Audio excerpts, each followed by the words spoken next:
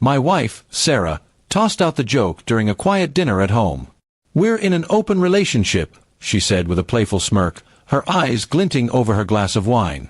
I laughed, assuming it was just her teasing sense of humor, but the words lingered in my mind. We'd been married for 7 years, and while our relationship wasn't perfect, it was steady, built on trust, routine, and shared dreams. Yet, her comment sparked a curiosity I hadn't expected. Was she serious? Did she want to test the waters of something new? That night, as we cleaned the dishes side by side, I couldn't shake the thought. I decided to call her bluff, not out of spite, but to see how far this game would go. The next day, I mentioned Sarah's joke to her friend, Mia, during a casual coffee meetup. Mia was close to both of us, a vibrant woman who always seemed to know more about Sarah's thoughts than I did.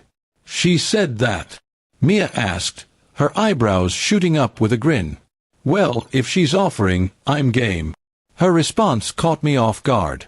I expected a laugh, maybe a roll of her eyes, but instead, she leaned forward, her tone half serious, half teasing. My heart raced, not from attraction, but from the sudden realization that this could spiral beyond a simple jest.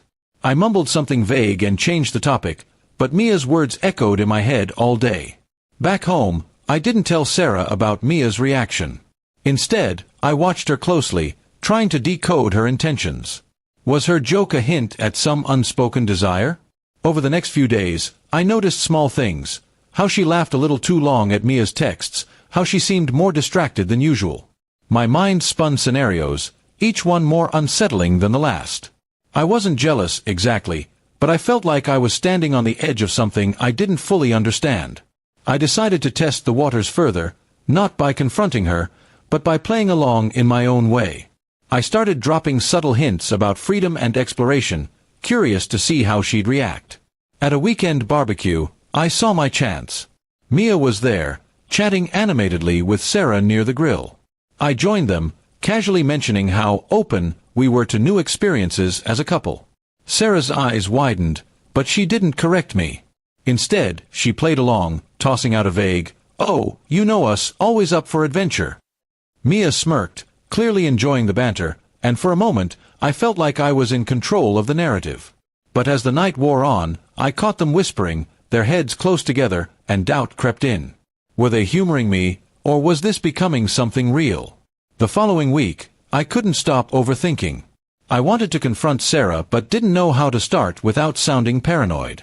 So, I took a different approach. I invited Mia over for dinner, framing it as a casual get-together.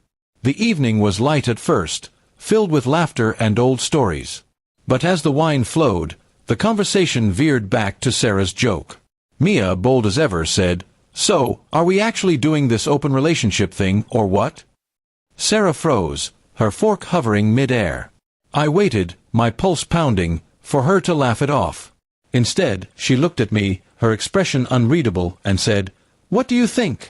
The question hung between us like a challenge. I realized then that my attempt to call her bluff had backed me into a corner. I didn't want an open relationship. I wanted clarity, reassurance that our bond was still solid. But saying that felt like admitting defeat in a game I'd unwittingly started. So I shrugged and said, "Maybe we're just joking around."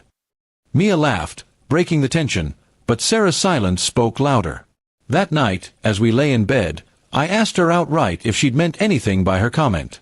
She sighed, admitting it was just a silly quip, but my probing had made her wonder if I was the one wanting more. The next morning, we talked properly. No games, no hints. Sarah confessed she'd sensed my unease and played along to see how far I'd take it. Mia, it turned out, was just being her provocative self, enjoying the chance to stir the pot. I felt a mix of relief and embarrassment. I'd turned a harmless joke into a week-long spiral of doubt, all because I couldn't just ask Sarah what she meant. We agreed to be more open about our feelings, no matter how small they seemed. The idea of an open relationship was firmly off the table, not because we judged it, but because it wasn't us. Life returned to normal, but the experience left a mark. Sarah's joke, Mia's quick agreement, and my own overthinking had shown me how easily assumptions could unravel trust. We laughed about it later, calling it our week of almost chaos. But deep down, I knew I'd learned something vital. Love thrives on honesty, not games. Mia, still our friend, never brought it up again, though her knowing smirk at the next barbecue told me she hadn't forgotten. As for Sarah and me, we're stronger now, our bond tempered by a brief, absurd dance with a possibility we never truly wanted.